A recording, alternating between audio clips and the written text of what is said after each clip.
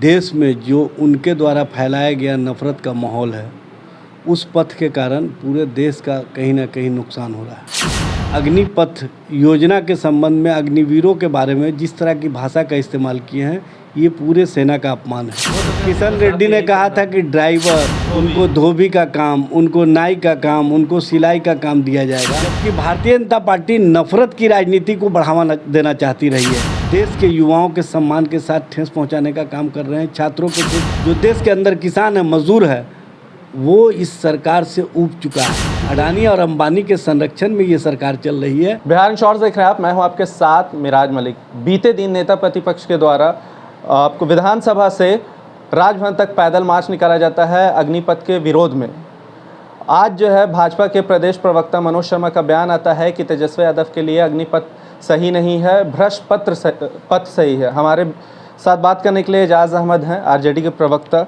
मनोज शर्मा का बयान आ गया है कि उनके लिए अग्निपथ सही नहीं, भ्रष्ट पथ सही। नफरत के पथ पर चलने वाले किस पथ की बात कर रहे हैं, उनको स्वयं पता नहीं है कि देश में जो उनके द्वारा फैलाया गया नफरत का माहौल है, उस पथ के कारण पूरे देश का कहीं ना कहीं नुकसान हो रहा है। और जिस तरह का अनर्गल प्रलाप करने में भाजपा के नेता महारत हासिल किए हुए हैं, कोई भी आंदोलन होता है, कोई भी लोकतंत्र में अपनी बातें कहने के लिए आगे आता है, तो उसके बारे में इन लोग अनर्गल प्रलाप करना शुरू कर देते हैं। सबसे बड़ी बात यह है कि जब छात्र युवा अपने भविष्य की चिंता में आंदोलन करते हैं, तो उनको ये लोग आतंकवादी कहते हैं, जिहादी कहते हैं, अतैती कहते हैं। और हद तो ये है कि भारत सरकार के मंत्री किशन रेड्डी अग्निपथ योजना के संबंध में अग्निवीरों के बारे में जिस तरह की भाषा का इस्तेमाल किए हैं, ये पूरे सेना का अपमान है। वो तो कहते हैं कि हम अपने यहाँ जॉब दे देंगे सिक्योरिटी गार्ड का। सिक्योरिटी गार्ड की जॉब की बात तो कैलाश विजयवर्गीय ने कहा था। किशन रेड्डी ने कहा था कि ड्राइवर, उनको धोबी का काम, उनको नाई का काम, उनको सिलाई का काम दिया जाएगा। ये अग्निवीरों के प्रति इनका समर्पण है, इनका सोच है। एक तरफ उस अग्निवीर का जिसका ये बखान करते हैं, उस सेना का ये अपमान कर रहे हैं, जिस सेना पर पूरा भारतवर्ष गौरवान्वित महसूस करता है, गौरव महसूस करता है। और भारतवासी अपने सेना को सेवा, समर्पण और देश की रक्षा के लिए कहीं ना कहीं उनको सम्मान के भाव से देखते हैं। लेकिन अफसोस की बात है कि भारतीय जनता पार्टी के लोग जिस अग्निपथ की चर्चा करते हैं, उस अग्निपथ के माध्यम से ही सेना के जो गौरव है, जो शान है, जो रक्षा का उनका भाव है, उसको कहीं ना कहीं असम्मान की भाव से और उनके प्रति नफ़रत का जो दुर्भावना इनके मन से निकलता है, इससे ही स्पष्ट होता है कि इनकी सोच क्या है। सबसे बड़ी बात यह है कि युवाओं के रोज़गार के सवाल पर नेता प्रतिपक्ष ने जो बातें 2020 के चुनाव में कही थी कि हम 10 लाख लोगों को नौकरी देने का काम करेंगे, उस पर बिहार की जनता ने मोहर लगाने का काम किया और राष्ट्रीय जनता दल सबसे बड़ी पार्टी बन करके आई। जबकि भारतीय जनता पार्टी नफरत की राजनीति को बढ़ावा देना चाहती रही है। लेकिन यहाँ देश की जनता और बिहार की जनता ऐसी राजनीति को पसंद नहीं करती है।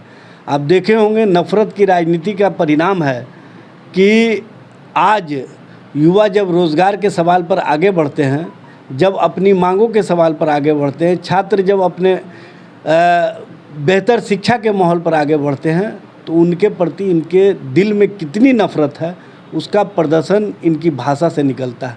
ये मर्यादा अपनी भाषाओं से जिस तरह का अपमानजनक बातें करके निकालने का काम करते हैं, ये कहीं ना कहीं देश के युवाओं के सम्मान के साथ ठेस पहुंचाने का काम कर रहे हैं, छात्रों के ठेस पहुंचाने का काम कर रहे हैं। सबसे बड़ी बात यह है कि उस सैनिकों को ठेस पहुंचा रहे हैं जो देश के प्रति सेवा और समर्पण का भाव रखता है। और आप देखे होंगे कि इस अग्निपथ योजना के संबंध में जितना बखान ये कर रहे हैं, सबसे बड़ी बात यह है कि इसमें नित्य प्रतिदिन नई नई बातें आ रही हैं, नई नई घोषणाएं की जा रही हैं।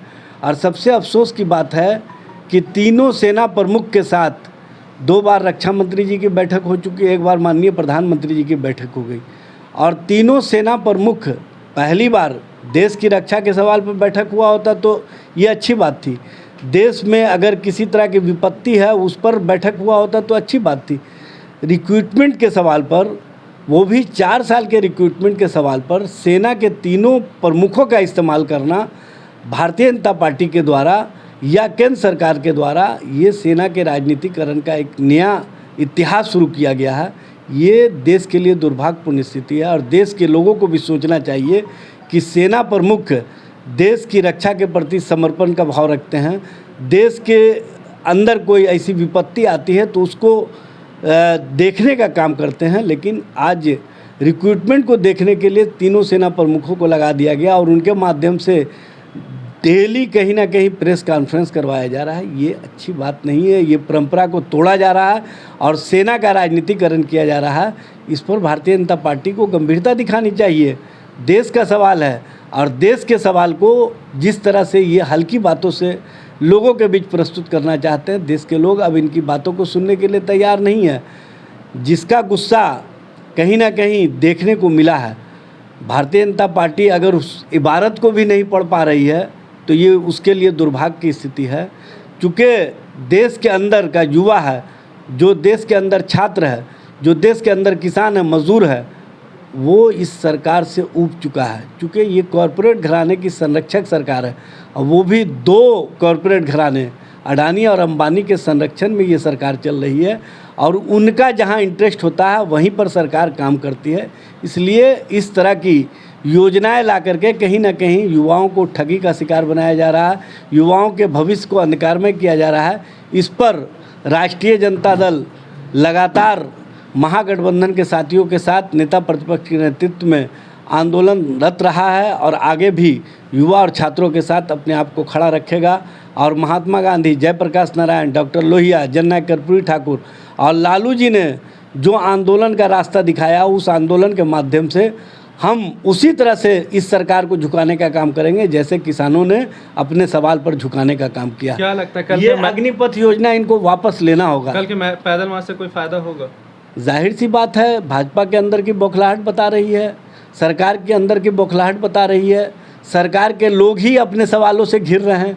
तो इससे ही समझ में आ रहा है कि कहीं ना कहीं सरकार इस अग्निपथ के अग्नि में जिस तरह से योजना को लाने से पहले ही अपने आप में सवालों का घेरा खड़ा कर लेती है। इससे ही समझ में आता है कि ये सरकार रोल बैक करने वाली सरकार है।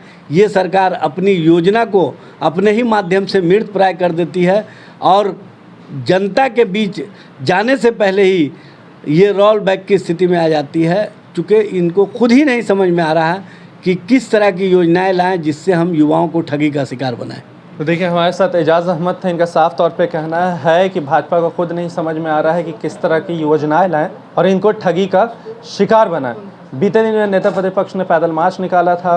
आपको बता दें, विधानसभा से लेकर राजभवन तक अब देखना ये है कि ये जो अग्निपथ स्कीम है ये कब तक वापस होता है या वापस होता भी है या नहीं है। जिस तरह से पूरे देश में इसको लेकर विरोध हो रहा है, आगजनी हो रही है, जगह जगह ट्रेनों में आग लगाई हुई जा रही है। जिस तरह से अग्निपथ स्कीम को लेकर ये सरासर अगर देखा जाए तो गलत है, क्योंकि सरकारी संपत्ति में आग लगाना कहीं से भी सही नहीं। अगर आप विरोध प्रदर्शन कर रहे हैं तो शांतिपूर्वक कर सकते हैं, अपनी मांगों को रख सकते हैं। इस तरह की तमाम बड़ी खबरों के साथ हमारे साथ जुड़े रहें। तब तक के लिए आपका बहुत बहुत धन्यवाद।